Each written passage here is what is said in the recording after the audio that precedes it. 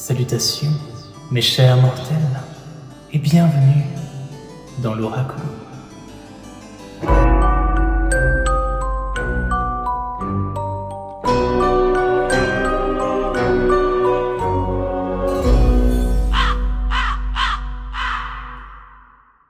Bienvenue à toutes et à tous sur mon nouveau décor pour la guidance d'octobre et novembre. Alors comme tu as pu le voir dans le titre, c'est une guidance assez particulière ce mois-ci, étant donné que ce ne sera pas une guidance mensuelle mais plutôt bimensuelle. Pourquoi ? Eh bien pour la simple et bonne raison qu'à la fin du mois d'octobre, je déménage, enfin. Donc nouveau logement, beaucoup de cartons aussi à préparer, voilà, ça va être une vraie organisation, ce qui fait que je n'aurai pas vraiment le temps à la fin du mois d'octobre pour sortir les guidances, vu que c'est le type de vidéo qui me prend le plus de temps. Mais pas d'inquiétude, on va rester quand même sur quelque chose de cohérent. Là, comme tu peux le voir sur mon décor, on est clairement dans l'ambiance de la fin du mois d'octobre, début novembre, l'ambiance Halloween, ou Samhain, hein, c'est comme tu veux. C'est une ambiance que personnellement j'adore, et ces superbes dos de cartes appartiennent au Darkwood Tarot, un jeu que j'attendais depuis tellement longtemps, un jeu entièrement en anglais que je n'ai encore jamais présenté sur la chaîne, et donc j'ai préféré attendre cette période particulière de l'année pour vous le montrer, parce que tu verras qu'on est parfaitement dans le thème. On finira également avec une carte de la lunologie pour le mot de la fin. De toute façon je t'expliquerai le cheminement qui sera légèrement différent d'habitude, tu verras il y aura un peu moins de cartes, mais pas d'inquiétude, on reste quand même sur la même chose, mais un peu plus simplifié. Et dernier point, à la fin de chacune des guidances, tu y trouveras une petite surprise, alors reste bien jusqu'à la fin. Et c'est à nous les lions, on démarre avec votre guidance d'octobre-novembre du coup avec 5 cartes. La première, ce sera les énergies d'octobre-novembre, justement des 2 mois, de manière générale, le fil conducteur, l'axe principal, qui va être étoffé et complété avec les cartes qui vont suivre. Ah, là j'ai des cartes qui sont tombées, non, il y en a trop, donc on continue. On passe à la deuxième carte du tirage, qui sera les aspects positifs de vos mois. Alors il y a des travaux peut-être au-dessus, ou je sais pas, il y a le voisin qui s'excite, bref. Donc là les aspects positifs, les succès, les réussites, les victoires du mois d'octobre et de novembre. On part ensuite sur les aspects négatifs, hein, l'opposé, logique. Donc là c'est les défis, les challenges, les obstacles, les blocages d'octobre-novembre. Ensuite, nous allons évoquer le plan relationnel, la famille, les amis, les amours, les collègues, les autres personnes en fait, en soi. Et pour finir presque, nous partons sur le plan professionnel, les projets, la carrière, l'argent. Très bien, on va ajuster ça comme ça. Parfait. L'ultime carte que je te tirerai, ce sera la toute fin, ce sera le mot de la fin, et ce sera avec l'oracle de la lunologie. On démarre donc avec les énergies générales de ton mois d'octobre et de novembre, et nous avons le 4 de bâton. Le 4 de bâton qui est ici représenté par un pont avec 4 torches et un troll. Ce 4 de bâton, ça nous parle de quoi ? Ça nous parle du foyer, du fait de se sentir bien chez soi, où qu'on soit, de manière générale. C'est de se sentir protégé aussi quelque part. Le 4, souvent, c'est un chiffre de protection, étant donné qu'on peut l'associer aux 4 murs d'une pièce, aux 4 pieds d'une table ou d'une chaise pour la stabilité aussi. C'est le fait de se poser aussi. Là, sachant qu'en plus les bâtons, c'est l'énergie feu, en plus on voit là, c'est représenté par des torches. C'est le fait de poser enfin son énergie. On n'est pas non plus dans de l'ancrage, mais on pose les bases en fait. On pose les bases, on se pose aussi, ça peut être une carte de repos, de retour au calme aussi, quelque part. On stabilise son énergie, on concentre son énergie sur quelque chose. Souvent, c'est la carte du mariage, du fait de s'installer après sa nuit de noces dans une maison toute neuve avec son compagnon ou sa compagne, parce qu'on a enfin placé notre désir en une seule et même personne, et on se pose en fait. Voilà pour ton énergie principale de début d'automne, et on va voir comment ça va se dessiner avec les autres cartes. Donc on passe maintenant aux aspects positifs, les réussites, les victoires, les succès du mois. Et nous avons, ça fait plusieurs fois que je la tire au même endroit celle-là, nous avons le 2 de bâton.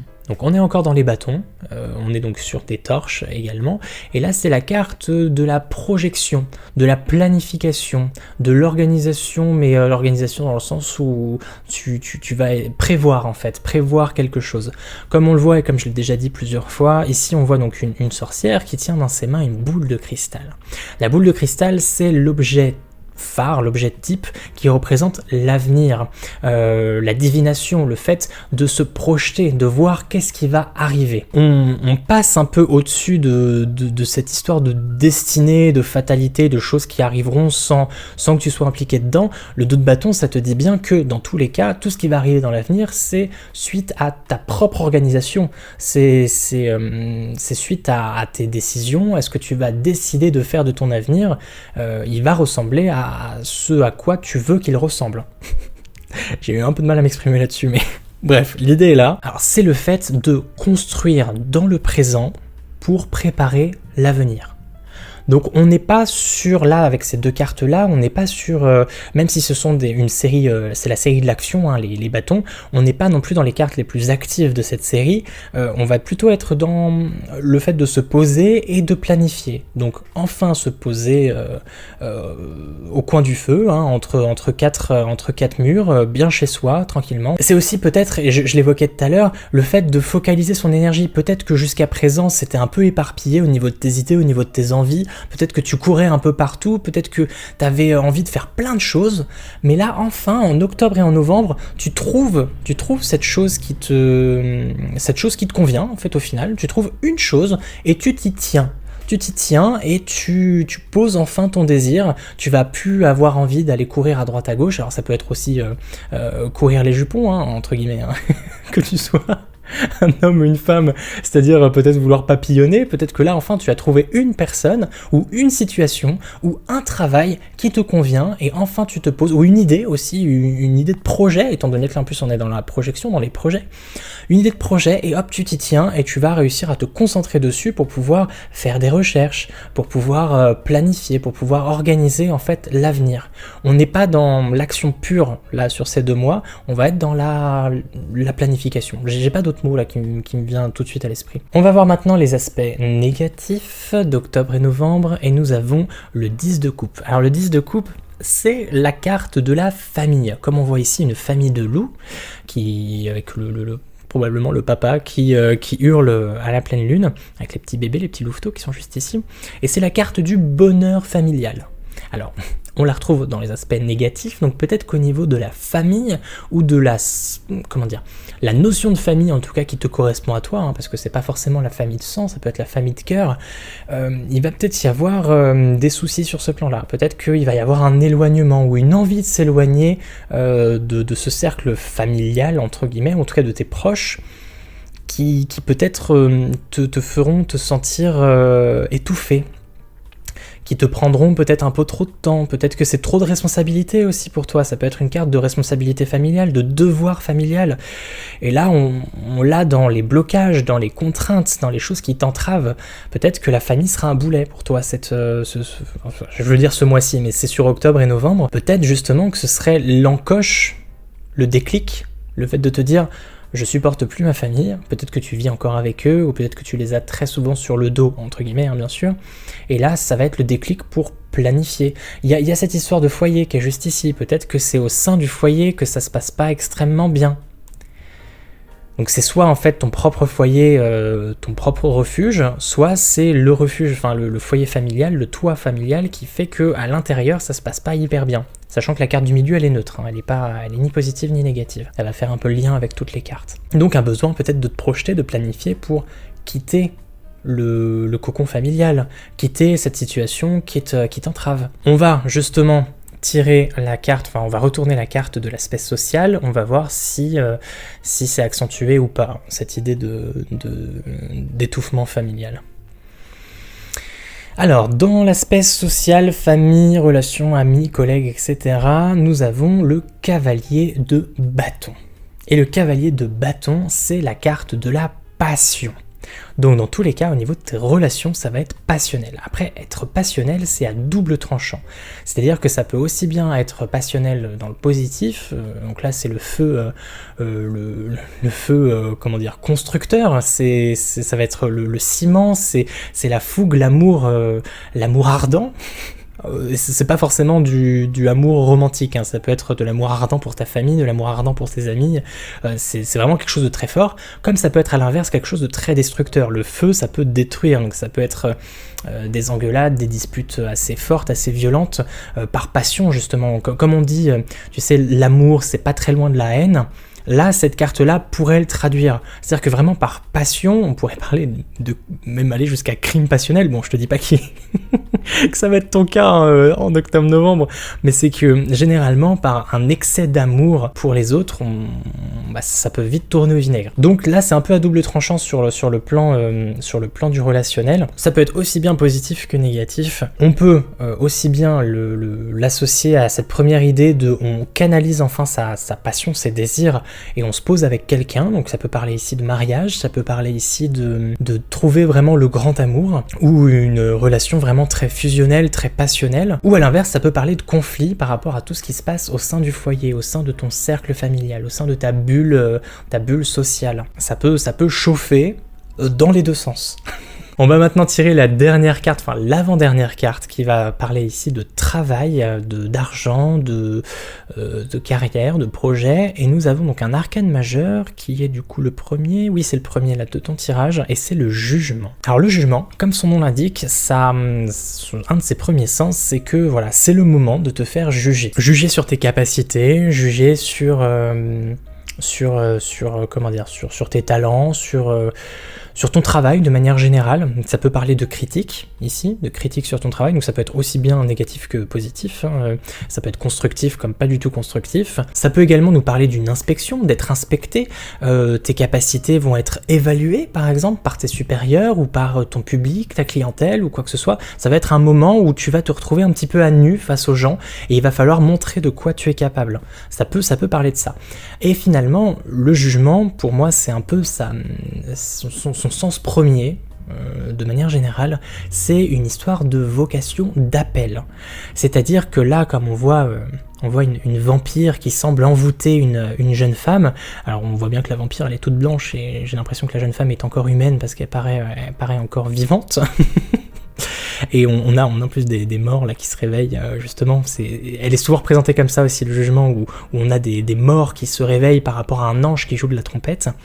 Là c'est un vampire, donc il y a cette histoire de charme, cette histoire d'attirance vers quelque chose, et donc là on part sur l'aspect appel, vocation, cette chose qui t'appelle au loin, un peu comme dans la Reine des Neiges avec cette voix la Reine des Neiges 2, avec cette voix qui t'appelle au loin, et c'est irrésistible, tu as beaucoup de mal à y résister, et tu te dis que si tu ne réponds pas à l'appel, tu risques de passer à côté de quelque chose d'énorme en fait. Donc en octobre et novembre, tu vas très certainement recevoir des signes, ou alors ton intuition va te diriger indubitablement vers quelque chose. Soit c'est d'ores et déjà la voie que tu as empruntée et tu auras une confirmation que c'est véritablement ta vocation, soit peut-être que quelque chose de complètement différent va t'attirer de manière irrésistible. Mais on y voit clairement un appel sur le plan de la carrière, sur le plan du projet pro, du projet de vie même, hein, en octobre et novembre pour vous les lions. Un appel va se faire entendre, et il va juste falloir apprendre, en tout cas savoir tendre l'oreille comme il le faut. Et libre à toi après d'y répondre ou non, hein. Ça te regarde. On va maintenant tirer la toute dernière carte de cette guidance d'octobre-novembre avec l'oracle de la lunologie pour recevoir le mot de la fin, le petit conseil, la petite phrase qui fait du bien. Ou pas, hein, on va voir. Généralement, ça reste quand même assez positif. On va voir si c'est constructif par rapport surtout au reste du tirage. Donc qu'est-ce que nous avons ? Nous avons l'éclipse de nouvelle lune. Attendez-vous à un changement considérable. Et là, peut-être, alors ça peut être plusieurs choses, hein, dans ton tirage. Ça peut être cette histoire de vocation, d'appel, de retournement complètement de situation par rapport à tes envies. Peut-être que tu vas complètement changer de désir vis-à-vis de ta carrière et de tes projets pro. Voilà, tu vas voir quelque chose, des signes, entendre un appel, avoir une révélation sur ce plan-là et te dire bah tiens, en fait ça c'est vraiment ce qui me convient. Donc je change du tout au tout. Ça peut être aussi ce changement radical, le fait de se poser enfin, Toi qui as peut-être l'habitude d'être vraiment à droite à gauche, là ce changement considérable, c'est le fait de enfin poser ton désir, te marier ou emménager ou trouver enfin quelque chose. Ça peut être aussi trouver sa voie, hein, dans cette histoire de vocation, trouver sa voie, poser les premières pierres en fait par rapport à, avec la planification qui est ici, faire des recherches sur comment réaliser cette vocation qui s'ouvre à toi.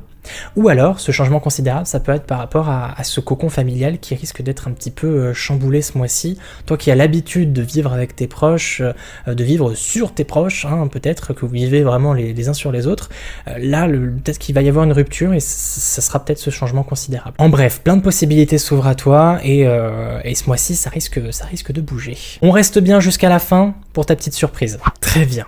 J'ai le plaisir et l'honneur de te présenter un nouveau concept que je trouvais plutôt sympa à mettre en fin de guidance comme ça, étant donné que sur la guidance du mois précédent, donc celle de septembre, je t'ai proposé vers la fin du tirage de me poser une question fermée. Alors ça concernait plus la carrière parce que c'était par rapport à l'oracle mission de vie, mais là aujourd'hui, étant donné que le concept vous a plu, je me suis dit que j'allais te permettre de me poser une question fermée aussi, c'est-à-dire dont la réponse est un oui ou un non, dans le domaine de ton choix. Que ce soit sentimental, professionnel, le quotidien, ce que tu vas manger demain, bref. Libre à toi de me poser vraiment la question que tu souhaites. Je te demande donc de te concentrer sur ta question, d'écouter la musique et ensuite de faire un choix parmi les 5 cartes que tu trouves juste face à toi. Donc c'est des cartes à gratter que j'ai créées hier et j'en suis pas peu fier. Et du coup je vais te révéler ensuite la réponse qui se cache derrière. Donc je te laisse le temps de te poser et pose-moi ta question. Les lions, est-ce que vous avez choisi ? Très bien. Alors pour toutes celles et ceux qui auraient choisi la carte numéro 1, voici la révélation. C'est un oui. Pour la carte numéro 2, c'est un non. On passe à la carte numéro 3, un oui à nouveau. Pour toutes celles et ceux qui auraient choisi la carte numéro 4, c'est un non. Et nous terminons avec la carte numéro 5, à nouveau un non. Voilà mes lions, c'est ainsi que votre guidance d'octobre-novembre s'achève. On se retrouve relativement vite sur la chaîne, même si je vais être pas mal occupé les prochaines semaines. En tout cas, portez-vous bien et nous on se dit à plus. Psst, c'est encore moi. Ouais, je sais. Mais je tenais juste à te dire que si t'as besoin d'un peu plus de précision sur ton mois, tu peux aller voir la guidance de ton signe lunaire et de ton ascendant. Tout est là, hein, je vais pas te faire un dessin, t'as qu'à cliquer sur ce qui vient d'apparaître à l'écran. Et si t'as envie de discuter, comme ça, je t'invite à venir me suivre sur Instagram, mon pseudo s'affiche juste en bas. Et voilà, hein, sur ce, porte-toi bien, et on se dit à plus.